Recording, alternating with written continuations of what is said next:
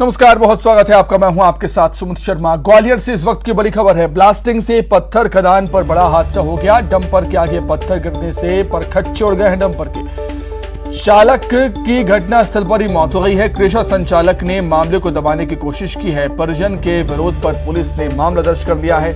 गोहद और ग्वालियर की सीमा पर स्थित है पत्थर खदान। हस्तिनापुर थाना पुलिस ने मामला दर्ज कर लिया। तो ग्वालियर से बड़ी खबर आपको हम बता रहे हैं। ब्लास्टिंग से पत्थर खदान पर बड़ा हादसा हो गया है। डंपर के आगे पत्थर गिरने से डंपर के परखच्चे उड़ गए और डंपर चालक की घटनास्थल पर ही मौत हो गई। क्रेशर संचालक ने मामले को दबाने की कोशिश की है। परिजन के विरोध पर पुलिस ने मामला दर्ज कर दिया है। गोहद और ग्वालियर की सीमा पर स्थित है पत्थर खदान, जहां पर यह हादसा हुआ।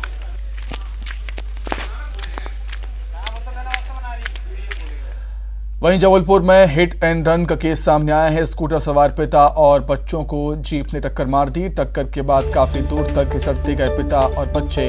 घायलों का अस्पताल में इलाज जारी है। बेटी और बेटे को कोचिंग से लेकर पिता लौट रहा था। गौरा बाजार थाना इलाके का मामला है। हालांकि यह घटना वहां लगे सीसीटीवी कैमरे में कैद हो गई है। पुलिस ने आरोपी चालक पर केस दर्ज कर जीप को जब्त कर लिया।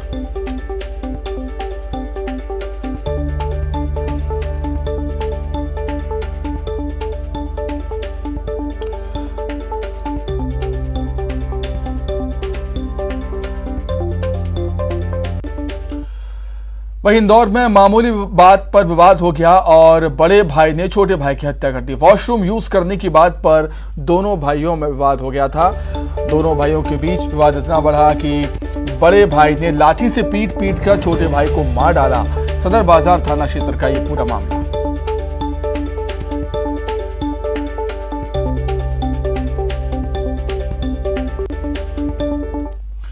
श्योपुर में बिजली कंपनी के दफ्तर में हंगामा हुआ है। आदिवासी गांव की महिलाओं ने जमकर हंगामा किया। एक महीने से गांव में ब्लैकआउट से लोग परेशान हैं। बिजली कर्मचारियों से महिलाओं की बहस भी हुई। ढेगदा गांव की रहने वाली हैं महिलाएं। एक महीने से ट्रांसफार्मर खराब है, गांव में बिजली नहीं है। बिजली कंपनी ने 4 लाख का भुगतान मांगा है। तो दादा गरीब बता रहे हैं, को मार खवाया काम हम बोल कहाँ से देंगे? हमारी मजदूरी है नहीं है। ना इनको तो पानी पी रही है, ना गाँव में नड़ दो लेडीज बोल रही देवा के लिए दौड़ रही गाली बक रही हमसे ऊपर से। एक आदमी दौड़ो उसके देवा हम दे देंगे। रतलाम के लक्ष्मणपुरा इलाके में 2 परिवार आपस में भिड़ गए। 2 परिवारों के बीच आपसी विवाद में जमकर लाठी डंडे चले। मारपीट का वीडियो सोशल मीडिया पर खूब वायरल हो रहा है। इतना ही नहीं, परिवार की महिलाओं के साथ भी बदसलूकी और मारपीट हुई। पूरी घटना घर के पास लगे सीसीटीवी कैमरे में कैद हुई है। दोनों पक्षों ने एक दूसरे के खिलाफ एफआईआर दर्ज करवाई है।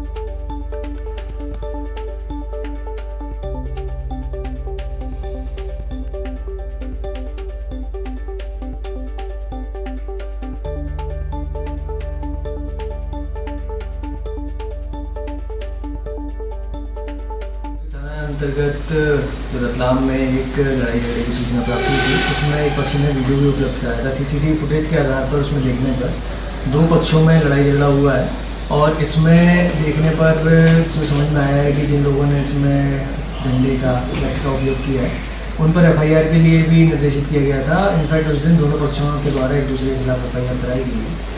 आज एक ज्ञापन भी इस संबंध में क्षेत्रीय निवासियों ने और कुछ सामाजिक संगठनों ने दिया है। उसमें उठाए हुए बिंदुओं पर भी हम लोग पूरी संजीदगी से जांच कराकर आगे कार्रवाई। दतिया हॉली क्रॉस स्कूल में मामूली बात पर प्राचार्य द्वारा छात्र के साथ मारपीट का मामला सामने आया है। दरअसल स्कूल में पढ़ने वाले छात्र अभिषेक ने छुट्टी के समय कागज को डस्टबिन में फेंकने के बजाय मैदान में फेंक दिया। सामने खड़ी स्कूल की प्राचार्य ने जब ये देखा तो अपना आपा खो दिया और बच्चे के गाल पर थप्पड़ मार कर गाल को लाल कर दिया। फिलहाल परिजन की शिकायत पर पुलिस ने जांच के बाद प्राचार्य पर कार्रवाई का आश्वासन दिया।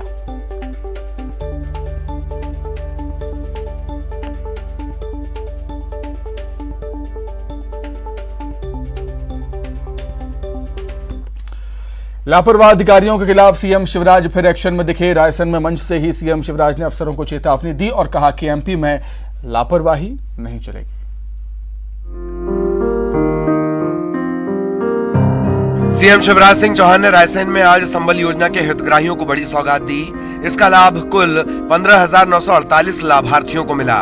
सीएम ने 345.59 करोड़ की राशि हितग्राहियों के खाते में ट्रांसफर की। इस मौके पर सीएम पूरे एक्शन में दिखे और कई विभागों के अधिकारियों को काम को सही और जल्द करने की विशेष हिदायत दी। ऐसा न करने पर सख्त एक्शन लेने की भी चेतावनी दी। खासकर नल जल योजना के काम को लेकर सरकार ने असंतोष जताया कि जल्द लोगों की समस्या का समाधान करें, नहीं तो सख्त एक्शन के लिए तैयार रहें। करोड़ों रुपए हम खर्चा कर रहे हैं पाइपलाइन बिछाने में और घर घर नल लगाने में। घटिया काम कहीं मत होने देना, और हो तो मुझे शिकायत करना, काम अच्छा होना चाहिए।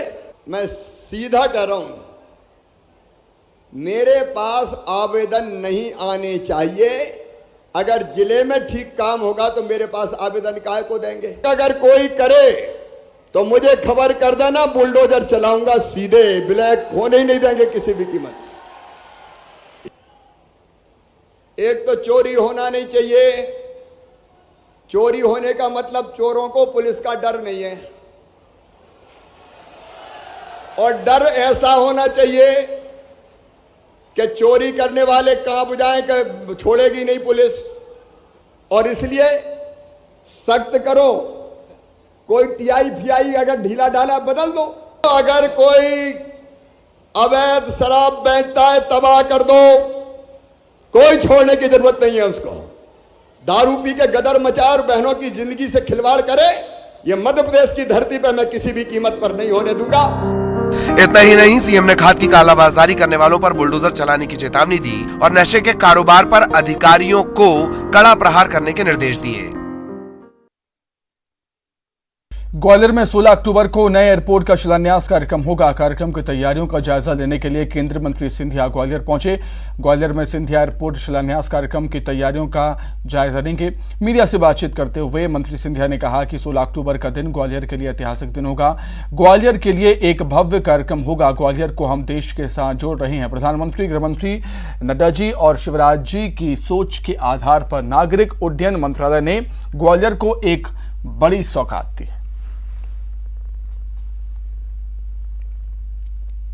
बहुत भव्य कार्यक्रम ग्वालियर के लिए है, जहां ग्वालियर को हम लोग देश के साथ जोड़ रहे हैं और एक भविष्य का ग्वालियर की कल्पना, जो प्रधानमंत्री जी की सोच है, अमित शाह जी की सोच है, नड्डा जी की सोच है, शिवराज सिंह जी की सोच है, उसके आधार पर मेरे मंत्रालय के द्वारा ये एक बहुत बड़ी सौगात ग्वालियर के लिए दी जा रही है। जहाँ ग्वालियर एक छोटे द्वीप की तरह रहा गया था, आज एक विशाल रूप अमित शाह जी के आशीर्वाद से इस कार्यक्रम के तहत ग्रहण करेगा और भविष्य के ग्वालियर का हम लोग नींव रखने जा रहे हैं।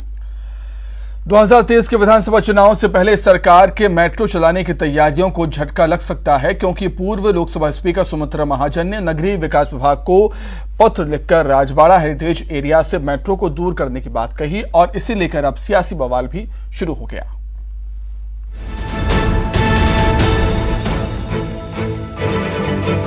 इंदौर में मेट्रो रेल प्रोजेक्ट को लेकर एक नया विवाद शुरू हो गया है। बीजेपी के वरिष्ठ नेता और पूर्व लोकसभा अध्यक्ष सुमित्रा महाजन ने राजवाड़ा एरिया को मेट्रो प्रोजेक्ट से दूर रखने की मांग उठाई है। इसी लेकर उन्होंने नगरीय विकास और आवास विभाग के कमिश्नर निकुंज श्रीवास्तव को पत्र लिख दिया। सुमित्रा ताई का कहना है कि मेट्रो प्रोजेक्ट के लिए खुदाई से अंडरग्राउंड मेट्रो के वाइब्रेशन से ऐतिहासिक इमारतों को खतरा हो सकता है। उधर ताई की आशंका के बाद कमिश्नर निकुंज श्रीवास्तव खुद इंदौर ताई से मिलने के लिए आ रहे हैं। इस दौरान मेट्रो प्रोजेक्ट से जुड़े तमाम अधिकारी भी इंदौर में मौजूद रहने वाले हैं। उधर कांग्रेस का कहना है कि सरकार मेट्रो का सपना दिखाकर वोट लेती रही है, लेकिन वक्त पर प्रोजेक्ट पूरा नहीं कर पाएगी, लिहाजा सुमित्रा महाजन से पत्र लिखवाया गया है। लोकसभा स्पीकर सुमित्रा महाजन जी ने इंदौर के मेट्रो ट्रेन प्रोजेक्ट के मार्ग को लेकर कुछ आपत्तियां बताई, कुछ कमियां बताई, जबकि ये प्रोजेक्ट वर्षों से कछुआ चाल से चल रहा है। इसको दिखाकर भारतीय जनता पार्टी ने विधानसभा चुनाव में, लोकसभा चुनाव में और साथ ही नगरीय निकाय चुनाव में भी वोट कबाड़ ली, लेकिन प्रोजेक्ट अभी तक पूर्ण नहीं हुआ है। सीधे सीधी बात है, सुमित्रा महाजन जी ने अपनी सरकार की कमियों को छुपाने के लिए इस तरह का पत्र लिखा है कि प्रोजेक्ट इन वजहों से लेट हो रहा है और उसे और लेट किया जा सकता है। इनकी प्रोजेक्ट बनाने की कहीं कोई मंशा नहीं लग रही है, क्योंकि जिस तरह से ये कार्य हो रहा है, ये मुझे लगता है आने वाले कई सालों तक भारतीय जनता पार्टी पूर्ण नहीं कर पाएगी। इस प्रोजेक्ट को पूर्ण कांग्रेस सरकार ही करेगी। उधर कांग्रेस के आरोपों पर सांसद शंकर लालवानी का कहना है कि 2023 तक हम महू, उज्जैन और देवास तक मेट्रो ट्रेन चलाने की तैयारी कर रहे हैं, जिससे सड़कों पर ट्रैफिक का दबाव कम किया जा सके और लोगों को सुविधा मिल सके। आ रही है उस मेट्रो को लेकर, और रैपिड ट्रांसपोर्टेशन को या मेट्रो यहाँ से उज्जैन हो, यहाँ से मऊ हो, यहाँ से देवास हो, इन तीनों स्थानों की अगर हम देखें तो 2000 से ज़्यादा बसें प्रतिदिन और लगभग 80,000 वाहन प्रतिदिन आते जाते हैं। अगर इनको सुविधा मिल जाएगी मेट्रो ट्रेन की तो मुझे लगता है इसमें आधी संख्या कम हो जाएगी। बहरहाल इंदौर में 31.55 किलोमीटर में मेट्रो ट्रेन चलाने के प्रोजेक्ट पर काम चल रहा है और इसकी कुल लागत 7500 करोड़ 80 लाख रुपए है। अभी पहले चरण में 6 किलोमीटर तक मेट्रो चलाने का काम पूरा होने जा रहा है और शहरी विकास मंत्री भूपेंद्र सिंह दावा कर रहे हैं कि अगले साल यानी 2023 के सितंबर महीने में 6 किलोमीटर लंबे सुपर प्रायोरिटी कॉरिडोर पर मेट्रो रेल चलना शुरू हो जाएगी। अरुण कुमार त्रिवेदी, न्यूज़ 18 इंदौर। भोपाल में कांग्रेस नेताओं की बैठक हुई, जिसमें पीसीसी चीफ कमलनाथ ने पार्टी नेताओं से विधानसभा चुनाव की तैयारियों को लेकर खरी बात की। कमलनाथ ने कहा कि चुनाव के 11 महीने बचे हैं, इसलिए हर नेता और कार्यकर्ता जी जान से मिशन 2023 में जुट जाए। आगे बढ़ते हैं। वहीं कांग्रेस के प्रदेश प्रभारी जेपी अग्रवाल की कांग्रेस नेताओं की नसीहत पर बीजेपी ने निशाना साधा।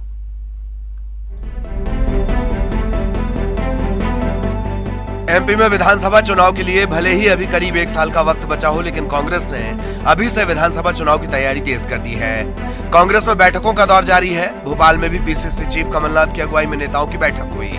इस बैठक में कमलनाथ ने कहा कि अब विधानसभा चुनाव में महज 11 महीने का समय बचा है, इसीलिए आखिरी 11 महीने में हमें जी जान से जुटकर चुनाव की तैयारी करनी होगी, नहीं तो 2023 में हमारा सपना पूरा नहीं होगा। आखिरी 11 महीने बचे हैं चुनाव में। 4 साल पहले की राजनीति कुछ और थी। संगठन में भी विवाद था, गुटबाजी थी। हर परिवार में गुटबाजी होती है, कोई किसी को ज्यादा पसंद करता है, कोई किसी से कम पसंद करता है। पर इससे अगर आप अपने कांग्रेस के प्रति निष्ठा को ठेस पहुंचा रहे हैं, ये गुटबाजी याद रखिएगा 23 को जो हमारी इच्छा है, जो हमारा लक्ष्य है, पूरा नहीं कर पाएंगे। वहीं कांग्रेस के प्रदेश प्रभारी जेपी अग्रवाल ने कार्यकर्ताओं को नसीहत दी और कहा कि कार्यकर्ता और नेता फील्ड में निकलें और काम करें। घर बैठने वाले नेताओं को विधानसभा चुनाव का टिकट नहीं मिलेगा। हम जिंदा तब होंगे जब कुआं खोदकर पानी निकालेंगे। ये कंप्यूटर लगाओ और जो भी आदमी विधानसभा में काम करता है, उस विधानसभा में उसका रिकॉर्ड कंप्यूटर में फीड होना चाहिए। जब टिकट बचेंगे उसका रिकॉर्ड देखा जाएगा, कौन सड़क पे है और कौन नहीं है। घर पे बैठ के टिकट नहीं मिलेगा किसी को। पीसीसी चीफ कमलनाथ की खरी और प्रदेश प्रभारी जेपी अग्रवाल की नसीहत का असर कांग्रेस नेताओं और कार्यकर्ताओं पर कितना होता है, ये तो आने वाला वक्त ही बताएगा।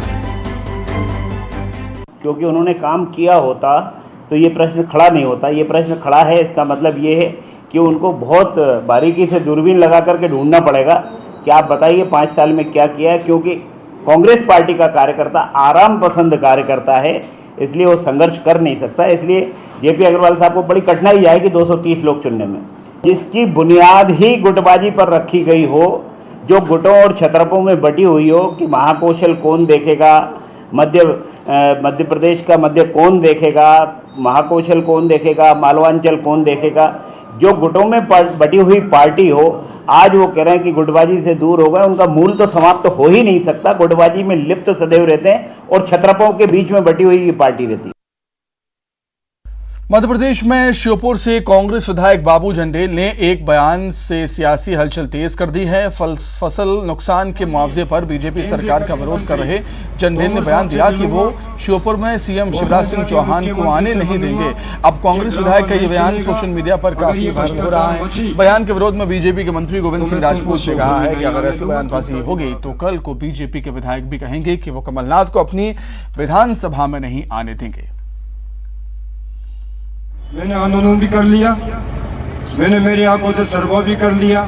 मैं सीधा सम्मानीय केंद्रीय कृषि मंत्री तोमर साहब से मिलूंगा, भोपाल जाके मुख्यमंत्री से मिलूंगा।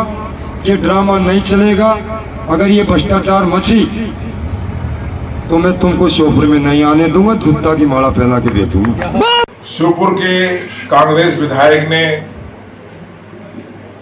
जो वक्तव्य दिया है कि मुख्यमंत्री शिवराज सिंह चौहान जी के लिए क्षेत्र में नहीं घुसने दिया जाएगा, ये उनका वक्तव्य और बयान बहुत ही गलत है। ये प्रजातंत्र है, लोकतंत्र है, इसमें सभी जनप्रतिनिधियों को कहीं भी जाने का अधिकार है। ये इस प्रकार की बात अगर विधायक कांग्रेस से करते हैं, कल कोई भारतीय जनता पार्टी का विधायक ये कहेगा कि हम कमलनाथ जी को नहीं घुसने देंगे, हम दिग्विजय सिंह जी को नहीं घुसने देंगे। इस प्रकार की शुरुआत गलत है। मैं कांग्रेस के अध्यक्ष कमलनाथ जी से ये निवेदन करना चाहता हूं कि इस प्रकार के वक्तव्यों पर बंदिश लगनी चाहिए और जो विधायक या कार्यकर्ता इस प्रकार के बयान देते हैं उस पर कार्रवाई होना चाहिए। ये लोकतंत्र की स्वास्थ्य परंपरा के लिए गलत बयानबाजी है। ग्वालियर किसानों ने कलेक्ट्रेट का घेराव किया। पूर्व मंत्री लाखन सिंह यादव की अगुवाई में घेराव किया। सैकड़ों की संख्या में किसान मौजूद रहे। बारिश के बाद खराब हुई ज्वार, बाजरा और धान की फसल को लेकर किसान पहुंचे हुए थे। पूर्व मंत्री लाखन सिंह का आरोप है 1.5 साल में उनकी विधानसभा में 3 आपदा आई हैं। तीनों आपदाओं में सरकार प्रशासन ने मुआवजा देने की बात कही थी और आज तक ठीक तरीके से सर्वे यहां पर नहीं हो पाया है। 3 दिन बारिश से भी ज्वार, बाजरा और धान की फसल बर्बाद हुई थी।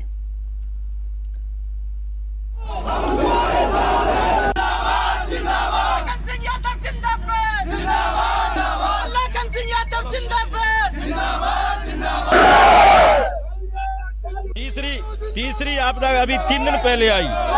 हमारी ये बाजरा की फसल है, ये खड़ी फसल पे पूरी तरह जो है ध्वस्त हो गई है, जर्मिनेट हो गई। इसको ना जानवर खा सकते ना मांस खा सकते। तो ऐसी स्थिति में आज हम चेतावनी देने के लिए आए कलेक्टर साहब को। हाँ, माननीय मुख्यमंत्री शिवराज सिंह जी ने भी घोषणा कर दी। हमने भी कहा है कि ये किसान सिर्फ अपने परिवार के लिए खेती नहीं करते, समाज और देश के लिए करते हैं और इसलिए किसान की क्षति राष्ट्र की क्षति है। सरकार किसानों के साथ इस संकट के समय खड़ी है और इसलिए हमने सारे कलेक्टर्स को, सारे डीडीएस को निर्देशित किया है कि एक एक किसान के खेत में जाकर वीडियोग्राफी करके सर्वे करें और जो क्षति हुई है उसका आकलन रिपोर्ट भेजें तो हम आरबीसी 6-4 में भी सहायता देंगे और फसल बीमा का लाभ भी दिलाकर क्षति की पूर्ति करेंगे। वहीं ग्वालियर में भदरवार अंचल के किसानों ने पूर्व मंत्री लाखन सिंह यादव के नेतृत्व में कलेक्टर का घेराव किया। किसान अपने साथ भारी बारिश में खराब फसलों का सैंपल लेकर पहुंचे थे। किसानों का कहना है कि बारिश की वजह से ज्वार, बाजरा और धान की फसल खराब हो चुकी है, लेकिन ना अब तक सर्वे किया गया है, ना ही मुआवजे की सुगबुगाहट है।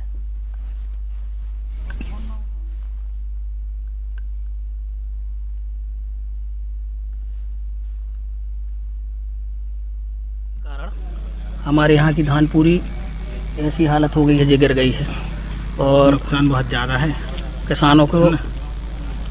जी अचानक बारिश होने के कारण बहुत ज़्यादा नुकसान हुआ है। यहाँ पिछले 2 दिन में ना जैसे बारिश हो रही है उसके कारण है ना नुकसान के ना जानकारी किसानों के द्वारा दी गए हैं। हम इमीडिएटली रेवेन्यू डिपार्टमेंट को बताएगा, सभी एसडीएम तहसीलदार को ना फील्ड में रहने के लिए, स्पेशली एग्रीकल्चर डिपार्टमेंट को भी डायरेक्शन दिए। पूरी टीम अभी फील्ड में भी है, वो लोग लगातार है ना किसान को सलाह भी दे रहा है। अभी है ना रिमेनिंग फसल को है ना कैसे। बीजेपी के राष्ट्रीय महासचिव कैलाश विजयवर्गीय नलखेड़ा पहुंचे, जहां उन्होंने प्रसिद्ध मां बगलामुखी मंदिर में पत्नी के साथ विधि विधान से पूजा अर्चना की। कैलाश विजयवर्गीय सड़क मार्ग से अचानक नलखेड़ा पहुंचे। वहीं माता के इस प्रसिद्ध मंदिर की मान्यता है कि पांडवों ने विजय श्री का आशीर्वाद लेने के लिए यहाँ पर हवन अनुष्ठान किया था। उसके बाद माता ने उन्हें विजय श्री का आशीर्वाद दिया था।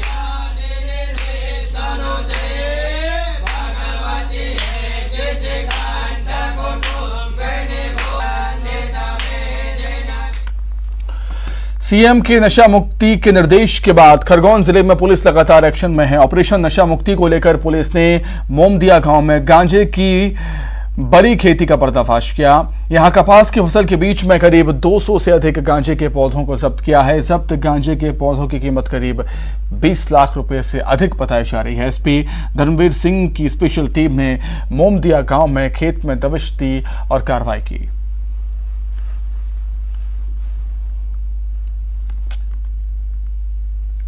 किस प्रकार की कार्रवाई? नशा मुक्ति के विरुद्ध में लगातार खरगोन पुलिस के द्वारा अभियान संचालित किया जा रहा है। इसी क्रम में एक सूचना मिली थी विस्टान थाना क्षेत्र के मोहम्मदिया गांव में फसल के बीच में बड़ी संख्या में गांजे की खेती की गई है। वहां पे अभी रेड की गई है और रेड कार्रवाई भी संचालित की जा रही है। लगभग 200 के आसपास गांजे के जो पेड़ मिले हैं उसमें आरोपी को भी हिरासत में लिया गया है। ये जहादर नामक व्यक्ति है। तो एनडीपीएस के अगेंस्ट में एक बड़ी कार्रवाई है, अभी ऑपरेशन चल रहा है, डिटेल्ड जानकारी मिलने पर शेयर की जाएगी। नशा मुक्ति अभियान को लेकर पुलिस के द्वारा बड़ी कार्रवाई की गई है। बिस्टान थाने का ये मोमदिया गांव है। यहाँ अभी हम एक खेत में मौजूद हैं। कपास की पौधों के बीच में गांजे के पौधे लगाए गए थे।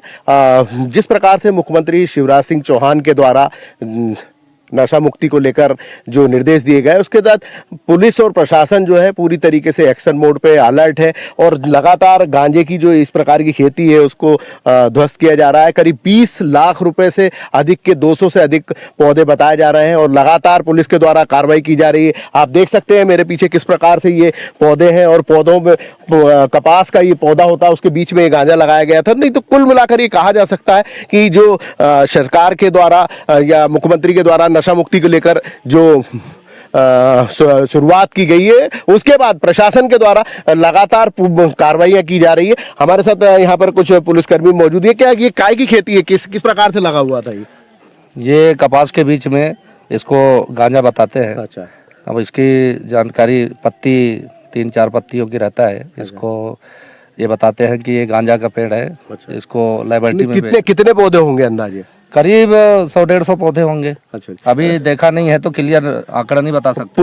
पुलिस के द्वारा लगातार कार्रवाई की जा रही है, सर्चिंग की जा रही है। 200 से अधिक पौधे बताए जा रहे हैं और 20 लाख रुपए का जो है गांजे के पौधे पकड़े गए। बड़ी कार्रवाई है और एसपी धर्मवीर सिंह के निर्देश पर ये पुलिस की विशेष टीम ने खेत में छापामार दबिश देकर ये कार्रवाई की है। आशुतोष पुरोहित, न्यूज 18 खरगोन।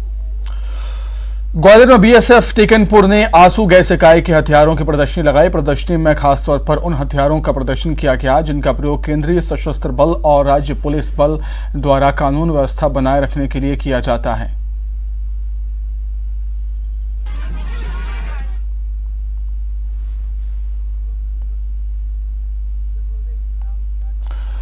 तो इसी के साथ ही फिलहाल इस बुलेटिन में इतना ही। खबरें लगातार जारी है। नमस्कार।